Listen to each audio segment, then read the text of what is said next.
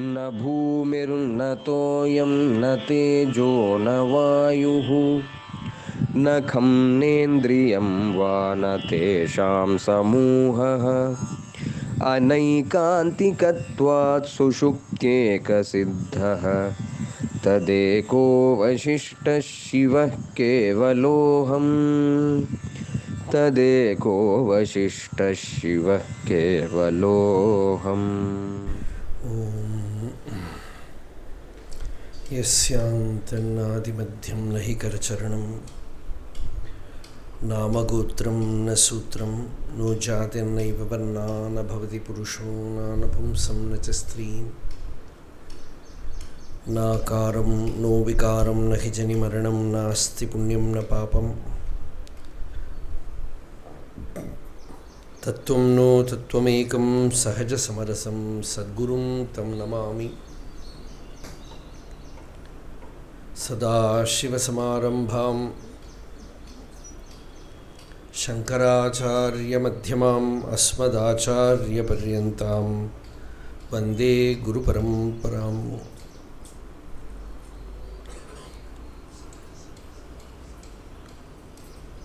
श्रुत्यर्थगोचरं वन्दे वाच्यार्थानामगोचरं लक्ष्यार्थवपुषं वन्दे शङ्करं देशिकं गुरुम्।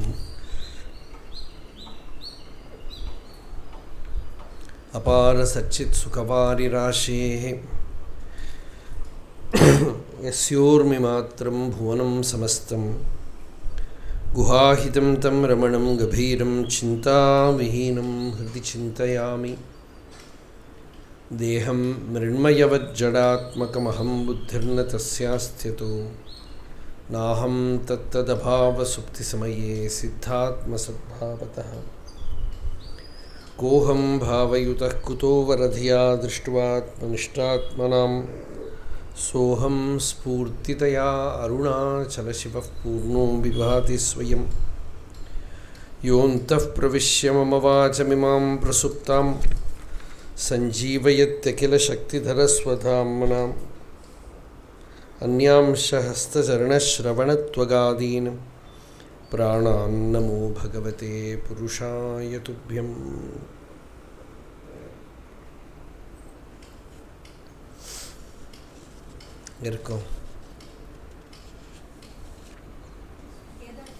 Kedar.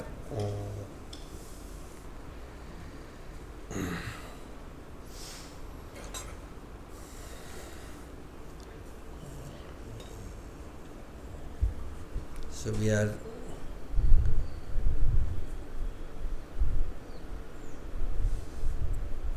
contemplating on Sankaracharya's life and teachings.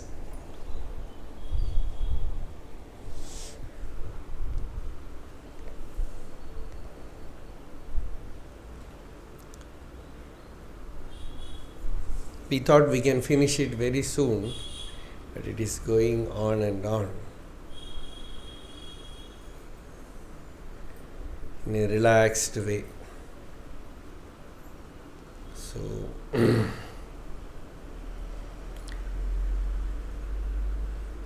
anyway, the teaching of the Upanishads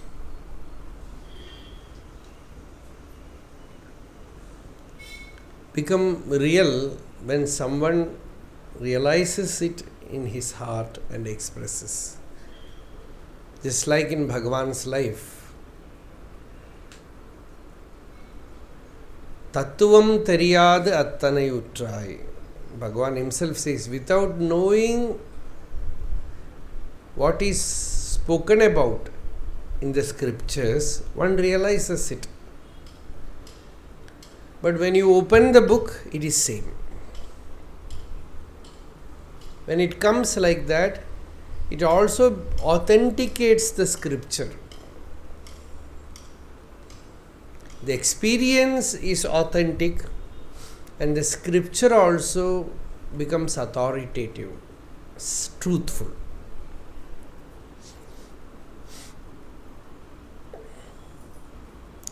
And the Upanishads are speaking about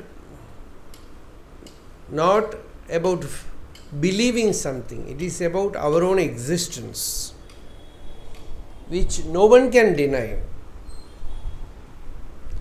The same truth in every creature. Ya tiryang nara devatabhirahamityantasputa grihyate. Yad bhasa hridayaksha deha vishayaha bhanti swataha achetanaha tam bhasihi pihitarka mandala nibham spurtim sada bhavayan yogi nirvritamanaso hi gururityesha manisha mama. One by one we are seeing the verses in Manīshā-pañchakam. Ya tiryang nara devatabhirahamityantasputa grihyate. In every creature, right from the highest deva to a small organism, everywhere there is the feeling of I within. The same feeling of I. Even in plants it is there, even in stones it is there, but we are not able to recognize it. And that feeling is recognizable only in one's own heart. When I sit in a dark room, even in a dark room, I know I am.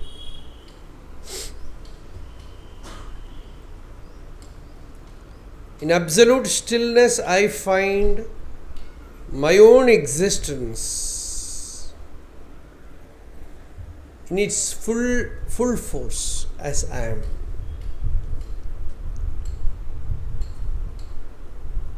So when the intellect becomes sufficiently pure, which the Upanishad calls as medha or buddhi,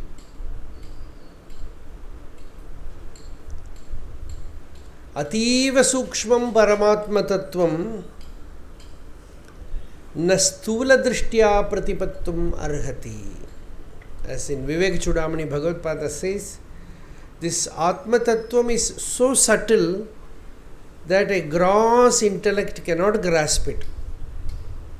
Then how do you grasp it? Samadhina. Atyanta susukshma vritya. With samadhi. By very, very subtle observation. When the intellect is turned inward, and what do you observe? Observe your own existence as I. As aham. In Sanskrit we say aham, in English you say I, but it is neither aham nor I, nor non. Nothing. It is as it is, you experience its existence within you. And that is not even the I thought, because even in deep sleep that existence is there. So the I thought is not there. So that existence, devoid of the limitation of body, mind, is the absolute truth. It is of the nature of pure peace, ananda, bliss.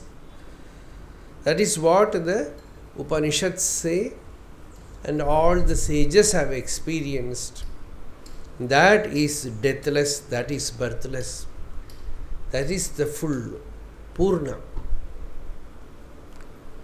This knowledge of the self, Atma Jnana, is the remedy for all the problems in life according to Vedanta. You just know yourself, then you will find that you are whole, you are full. This is the constant message. Knowledge of the self. And to regain that lost awareness of one's own real nature,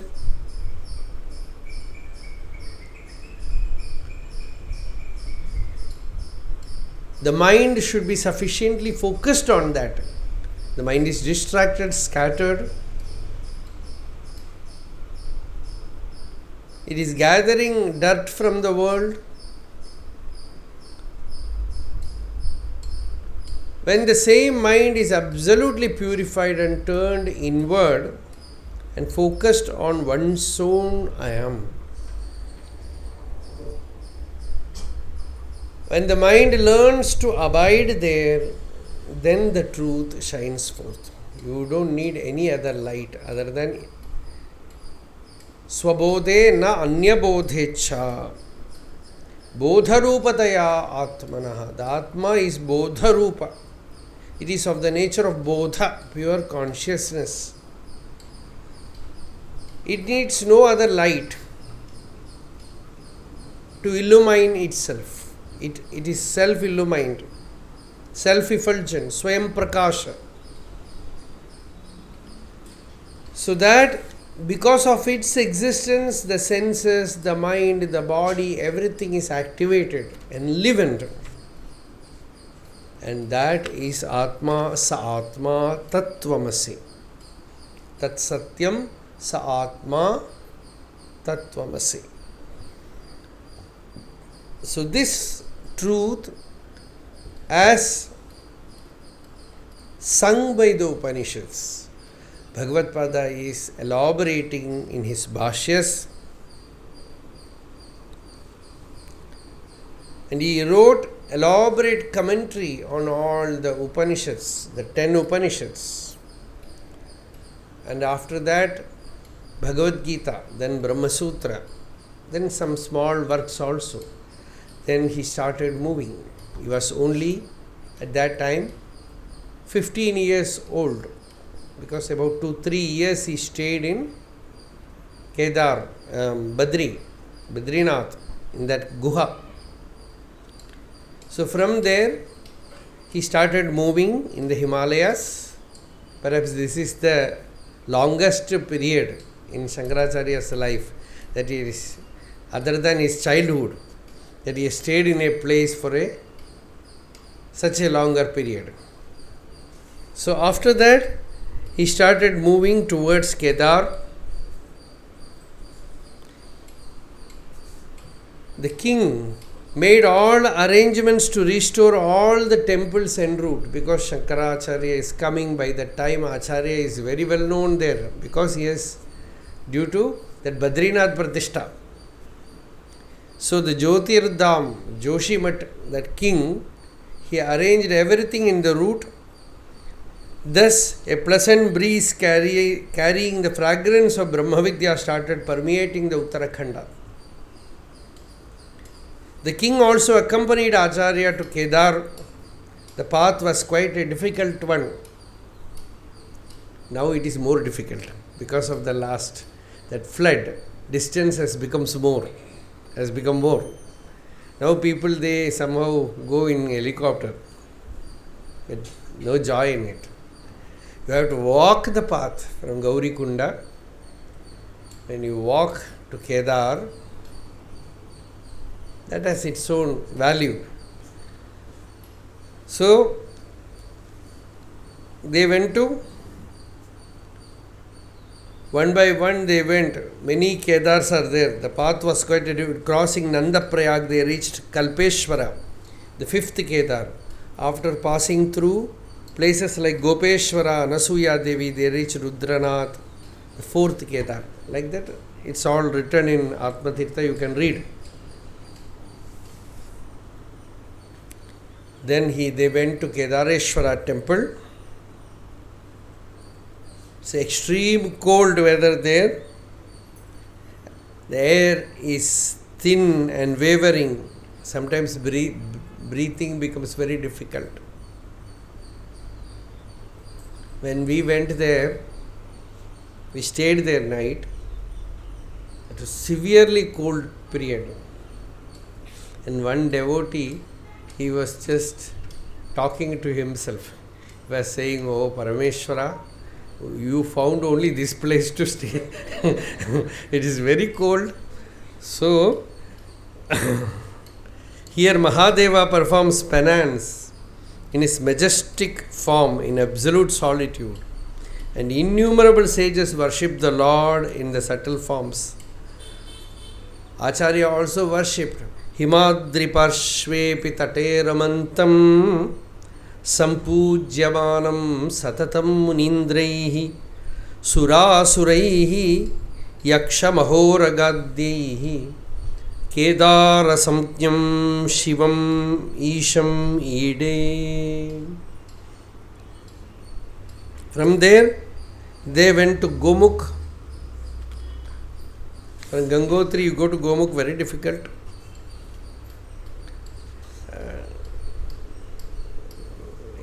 One of our devotees, they went in a group to Gomukh. So, after coming back, I asked them, how was the trip? They said, the only thing that we can do is self-inquiry. Or Sharanagati. Nothing else can be done. Because somewhere, a small plank is put and you have to walk. You slip, fall down. So it's a very difficult journey. So Bhagavad-pada, they went to Gomukh and came back, and Sankaracharya said, after pilgrimage, they returned to Gangotri.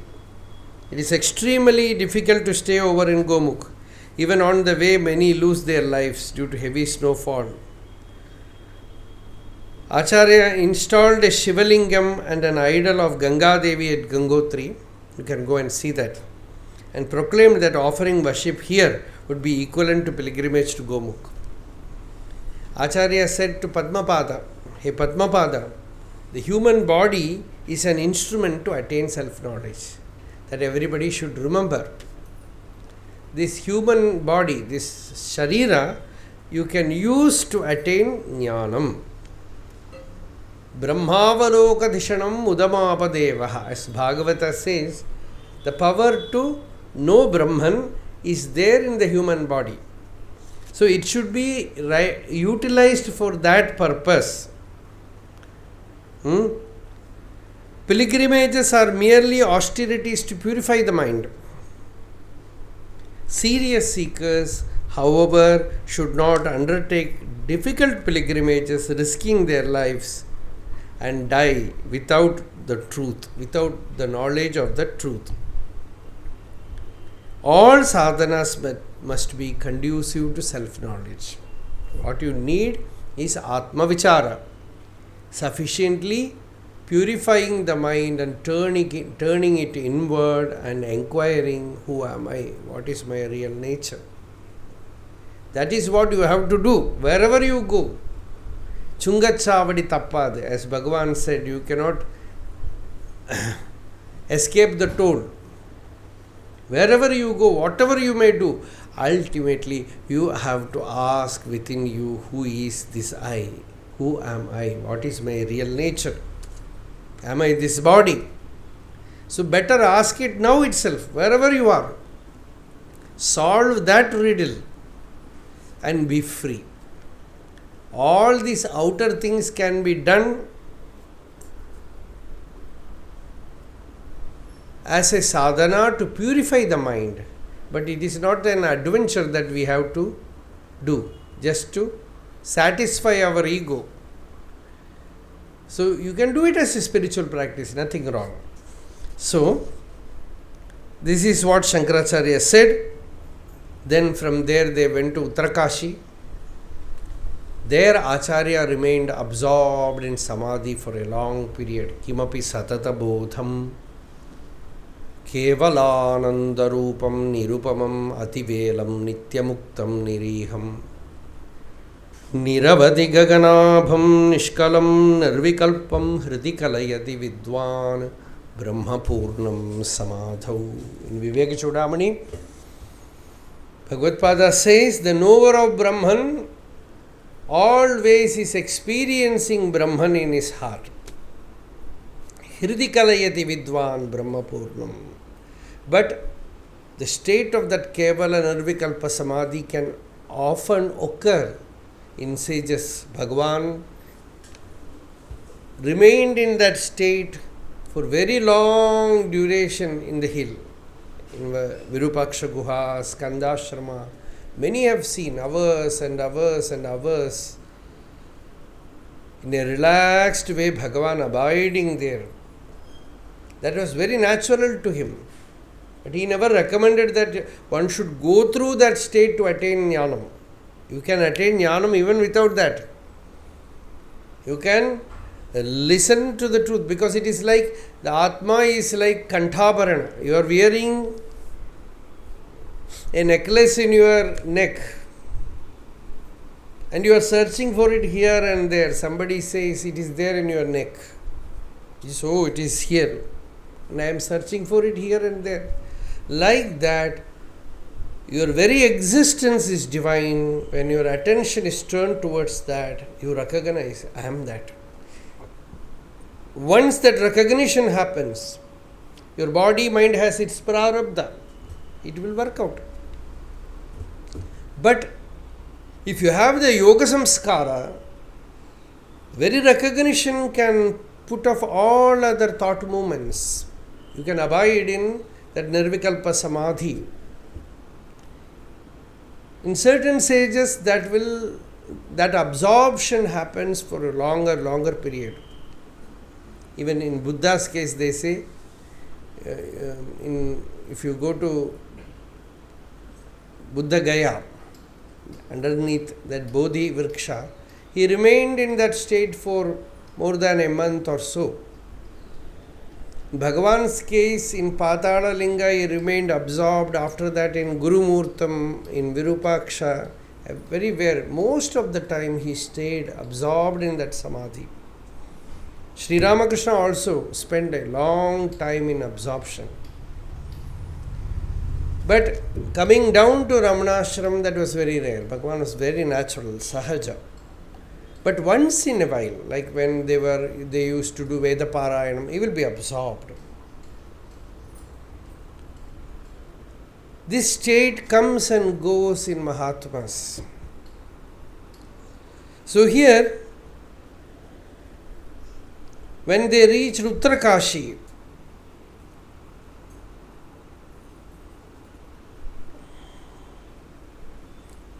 Acharya was then 16 years old. Actually, Shiva Guru had an intimation that he will live only up to 16 years, Shankara. So, they halted their travel. The king of Jyotirdham returned to his kingdom with the permission of Acharya. He took a vow to re-establish the Vedic Dharma. Acharya's pilgrimage helped to revive all the tirthas of Uttarakhand. Now, withdrawing from all external activities, Acharya started living in a cave on the bank of Ganga. He mostly remained in the state of samadhi. As mentioned earlier, samadhi is not a state, it is the very nature of the self. But in a perfect Jivan Mukta, there is no distraction, no vasanas. So it is called Nirvasana Maunam. Sureshwaracharya gives beautiful example. He says it is like the sky devoid of cloud, without darkness, without any dust, without any smoke. Dhuli andhakara dhumabra nirmukta gaganopama. Gaganam is sky. Dhuli is dust. Andhakara is darkness. Dhuma is smoke. It is like a sky. It is like sky. Clear sky. This consciousness is Chidakasha. Is absolutely clear. So he remained like that. Devotees and disciples watched the stillness of Acharya with awe. The profound peace of self-experience was truly palpable in his presence. Although Chitsukha and Padmapada attended to Acharya's bodily needs, no one disturbed his solitude. Even the elderly disciples of Govinda Bhagavatpada had not seen such a state in Acharya. He was moving about, talking, giving teaching. Suddenly everything stopped. A very old man tall jata, very tall. He came there. Acharya's disciples greeted the unusual visitor. They didn't expect anyone there. He came there. After formal enquiries, he casually discussed with them about life in the Himalayas and how they get bhiksha. Just like, casually some visitor comes, how is the rain now?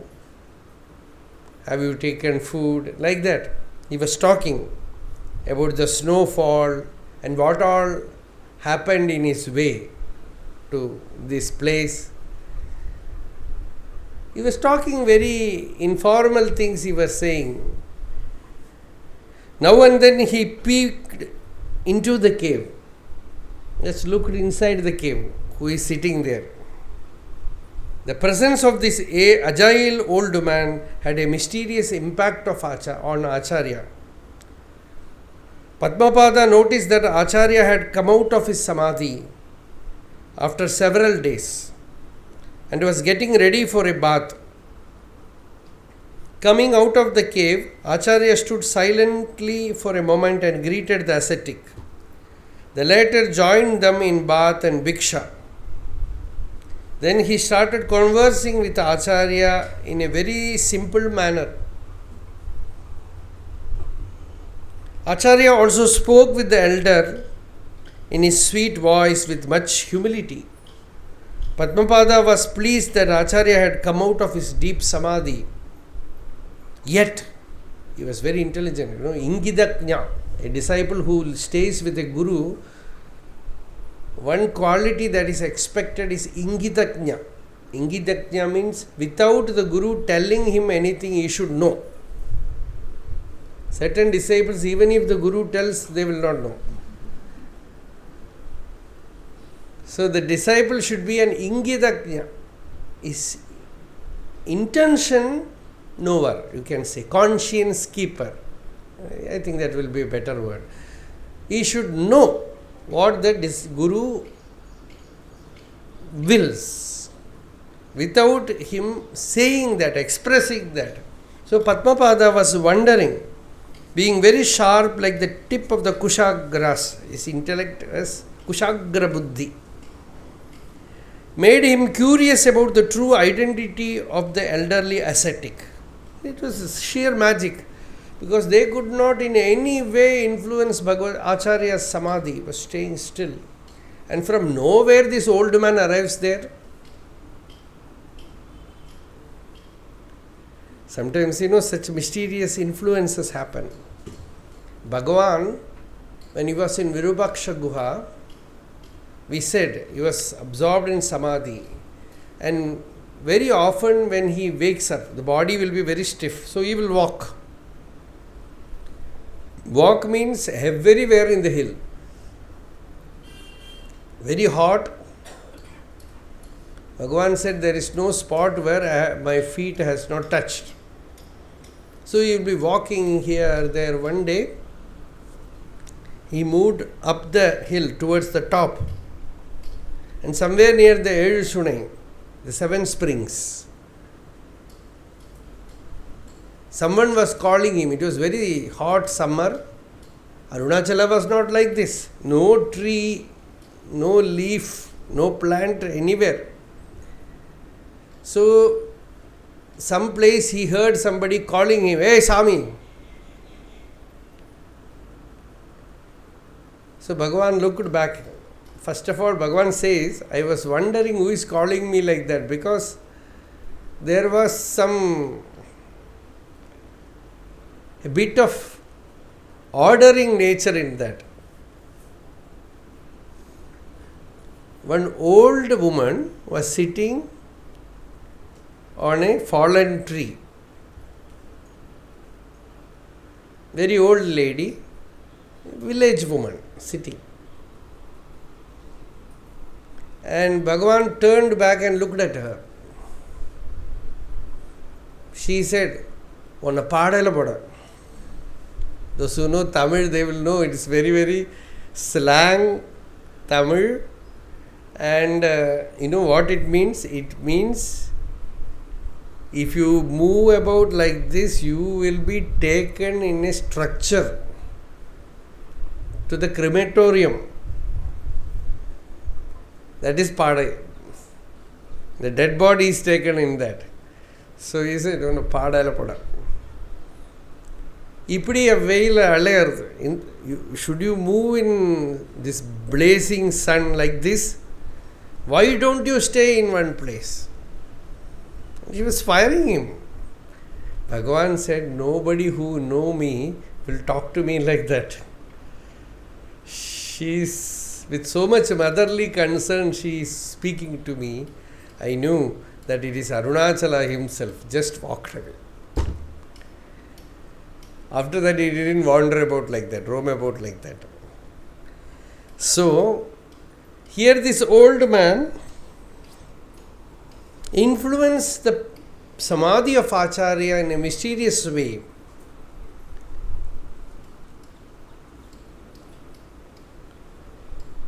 At dusk, evening time, Sandhya Kala, Acharya and the Brahmana began their conversation. A lamp was lit inside the cave. And Acharya is sitting inside the cave, and Padmapada was also there.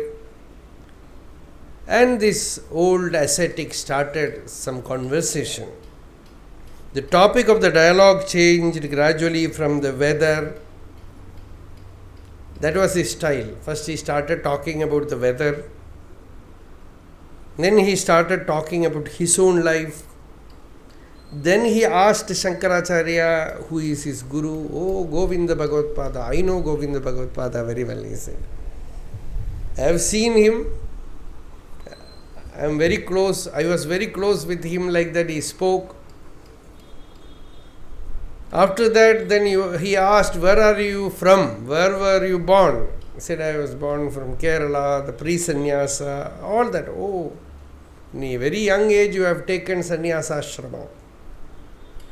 And then they spoke about what he was doing, dharma, karma, upasana, everything. Then it took off to the Gita, the Upanishads. In the Chandogya Upanishads, there is Panchagni Vidya. Panchagni means 5 fire. How a jiva which goes to another world again comes back to this world. So that is the conversation. This Panchagni Vidya.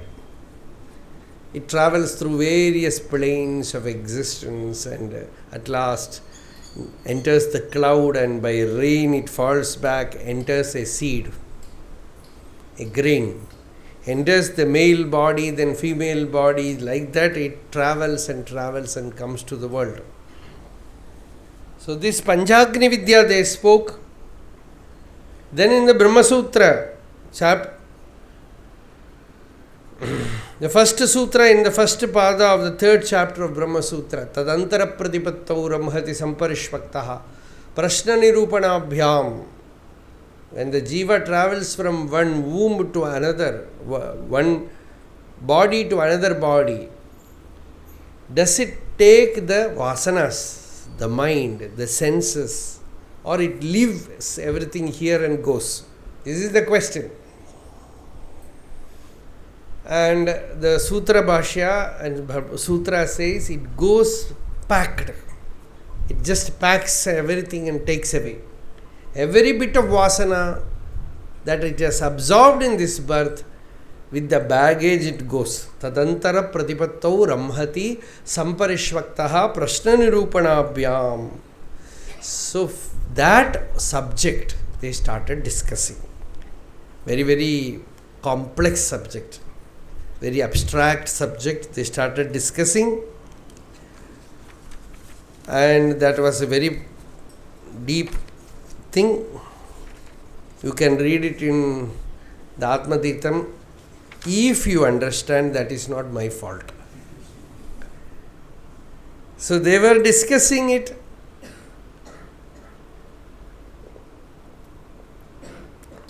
Then as a conclusion, Sankaracharya called Padmapada and said, what is your opinion about this that we were discussing? Padmapada just did a namaskara. By the time he has recognized that old man as Vyasa himself, Vedavyasa himself. So he did a namaskara and said, Shankara, Shankara Sakshat, Vyaso Narayana Swayam, Tayor Vivade Samprapte, Kinkarah Kim Karomyaham. He said, Shankara is Shankara himself and Vyasa is Narayana himself.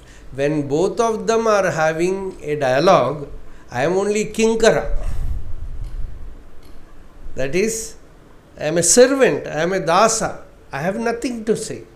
I can only just listen, that's all. So saying this, he did a namaskara.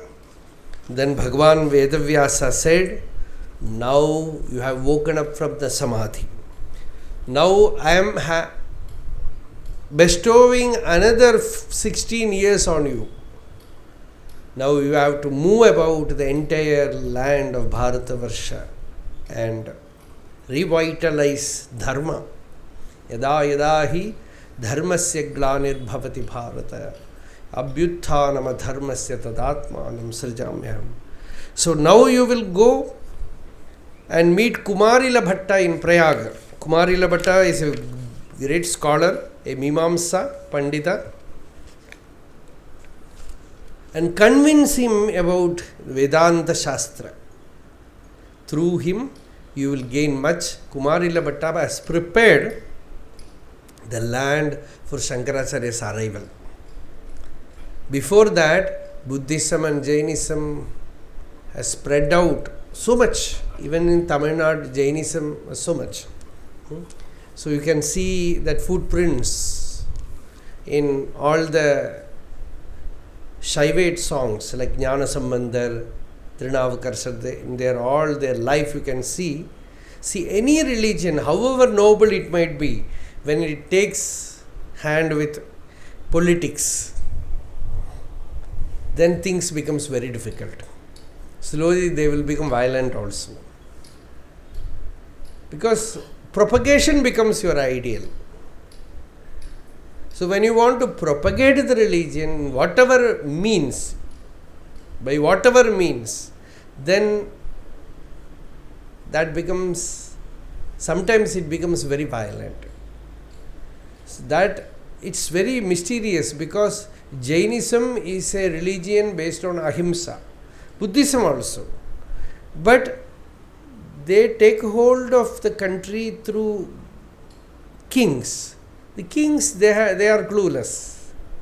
They will impose this on ordinary people.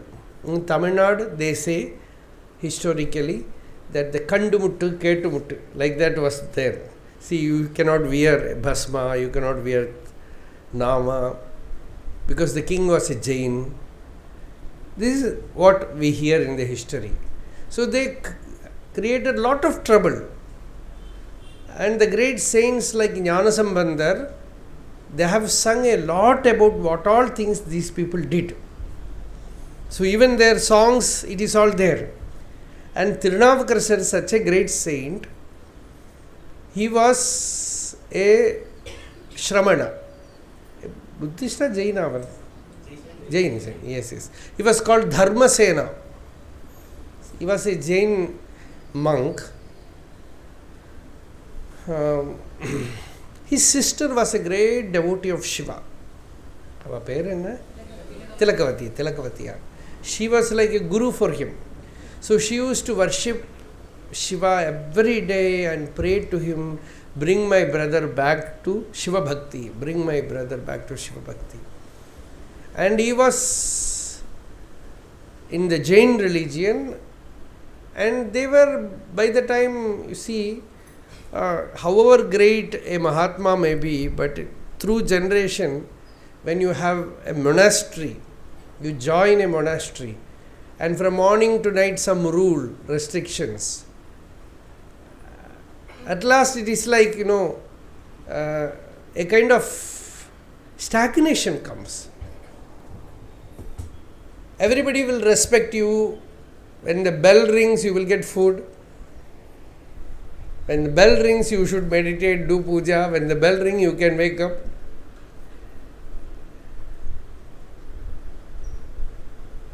And sometimes they start opposing another religion. So this they have done so much. And the king was a Jain. And he wanted to convert everybody to Jainism. In that process, they did many wrong things. So, seeing that situation, this Tilakavatiyar prayed to Shiva that bring my brother back. By the time, this Dharmasena had terrific stomach pain, Shulai Noi. It's like you pierce the stomach with a sword. So he was suffering so much. So all kind of medicines were administered, nothing could cure him.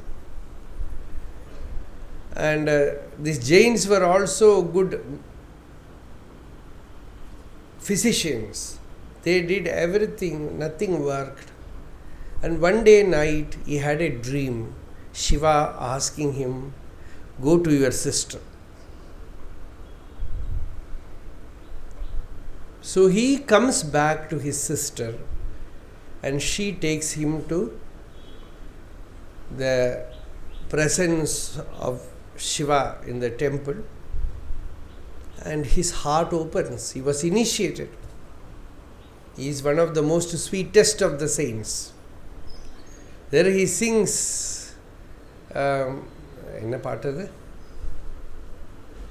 Kodarapati Kutra inavaru vilakkahalin Kodumai pala shaitana nariyen.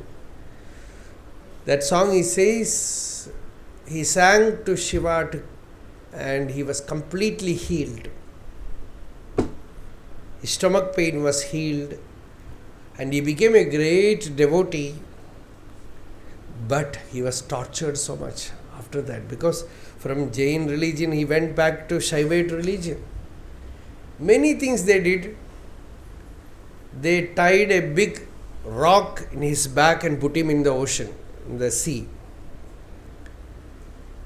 And it comes in a song. He says, Kattunai Putiyor Kadalinul Paichinum Nattunai Avadu Namashivayave.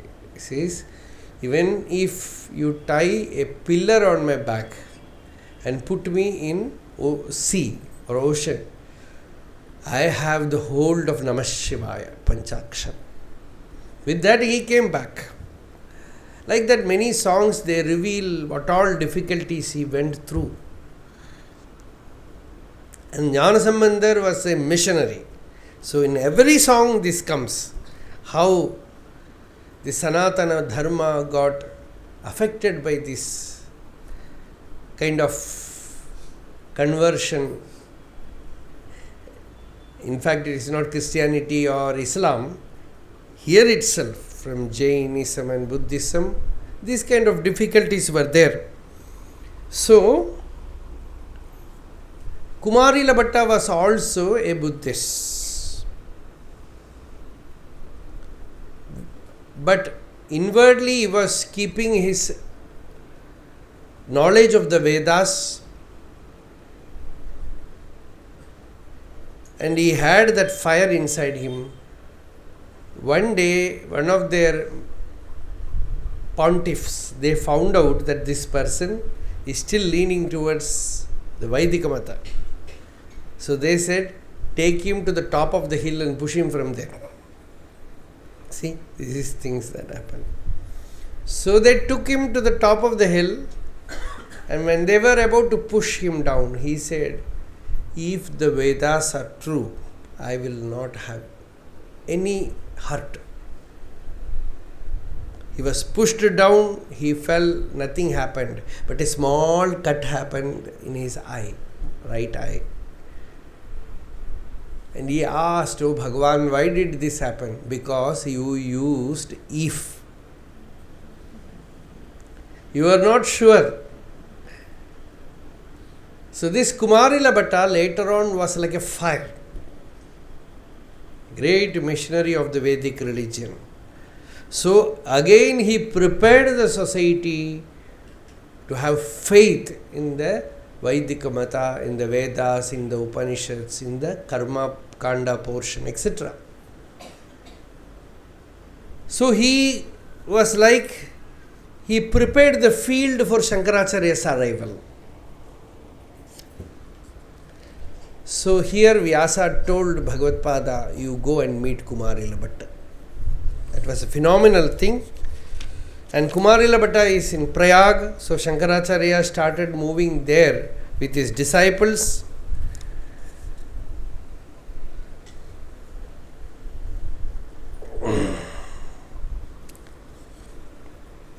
After visiting Kurukshetra and Indraprastha, Acharya's group reached Vrindavan through Mathura.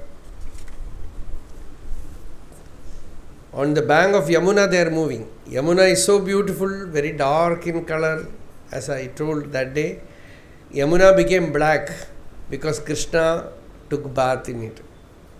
Murarikaya kalima lalama varidharini trinikrita trivishtapa trilokashokaharini mano nukula kula kunja punja dhuta durmata dhunotu me manomalam kalinda nandini sada.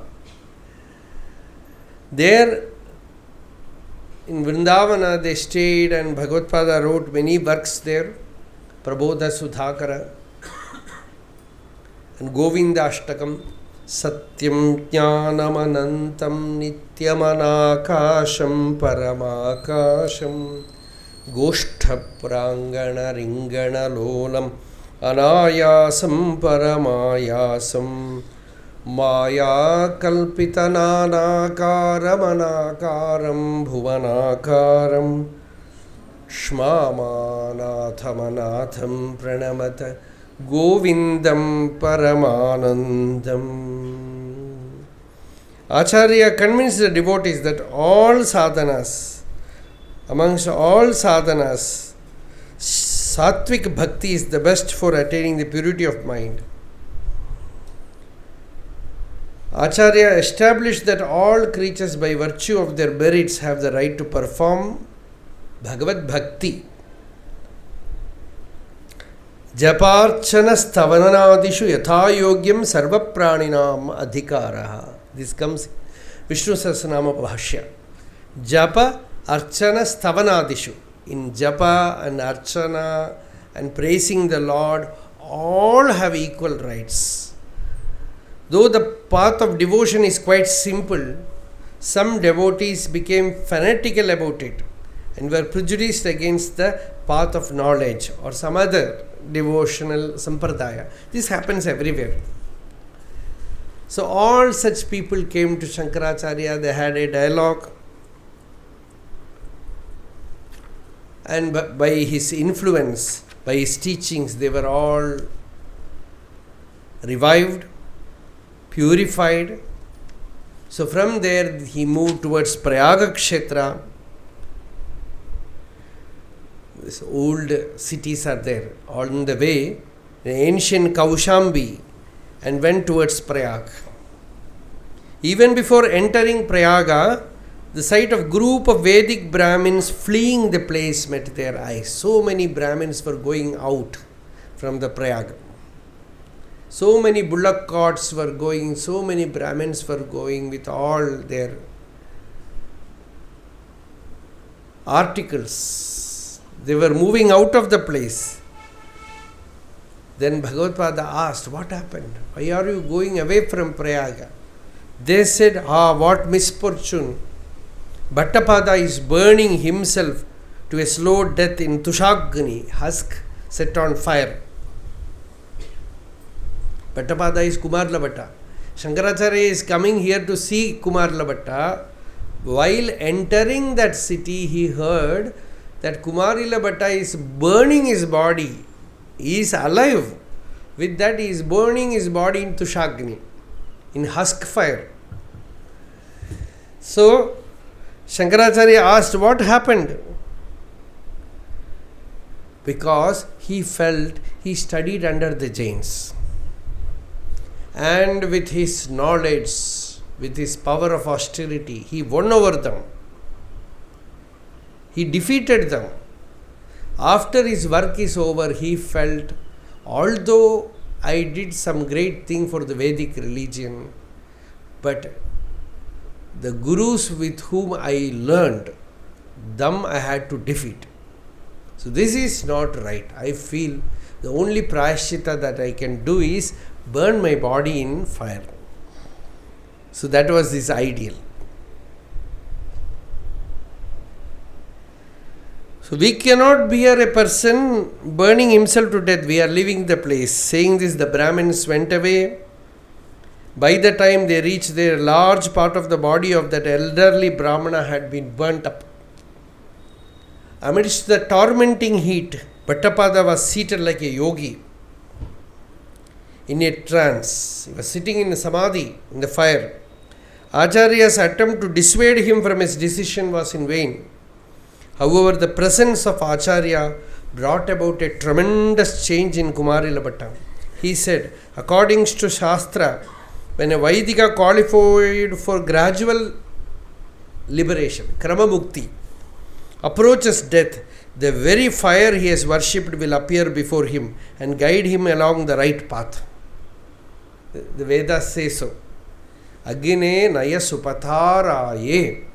As the Upanishad says, oh my dear fire, guide me in the right path. So the fire itself has now come before me as the sannyasi, the yati, Shankara. So with all devotion he said, Bhagavan, you have appeared before me like the embodiment of the very Agni I have been worshipping. Please give me Upadesha. Acharya taught him the highest wisdom. See, the person is sitting on fire and he is receiving the teaching. You are not the body but the self. The purpose of Karma Kanda is to purify the mind.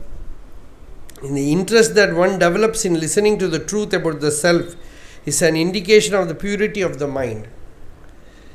The self that is apart from the body is perceived at all times as I within. The Karma Kanda accepts that the Jivatma is connected with other worlds, but the self that is eternal, ever free, pure consciousness, Nitya Shuddha Buddha Bhukta Swarupa, devoid of all bodily superimpositions, such as caste and creed, can be known only through the Upanishads. After listening to the words of Acharya, Bhattapada spoke with tear-filled eyes, Lord, you are the embodiment of the Vedas. Your words have awakened Shraddha in me.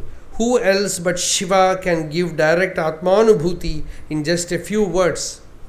As a scholar of Buddhism, I was already aware of the subtlety and glory of the Vedanta Darshana and how the Buddhists deviated from it. Yet being fanatic about karma, I was not inclined to do Brahma Vichara.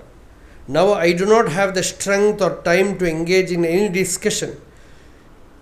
You must go to Mahishmati on the bank of Narmada. My disciple Vishwarupa, who has earned the title Mandana Mishra, lives there. He is as great a scholar of Mimamsa as I am, and he is very devout.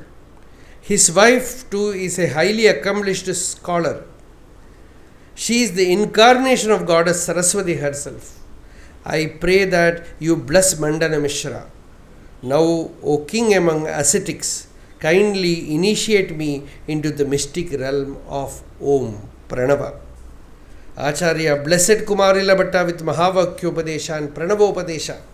Hitva jatyadi sambandham vachonyaha sahakarmabihi Om ityevam swamatmanam sarvam shuddham prapadyatha. Give up all identification with the caste, creed, with body, with sect, everything. And no more thinking about anything else. Anyaha vacha, anya vacho vimunjatha. And no karma to perform. Now Om ityeva atmanam. Now chant Om. Om ityevam swamatmanam. Sarvam shuddham prabhadyata. It is immaculate, absolutely pure. Abide in the Atman. Thus, Acharya gave the Upadesha, and with tears in his eyes, Kumarila Bhatta entered the state of Samadhi, and his body just was burnt to ashes. He attained the highest wisdom. As Acharya prepared to leave, the scholar gave him a work interpreting Mimamsa Shastra.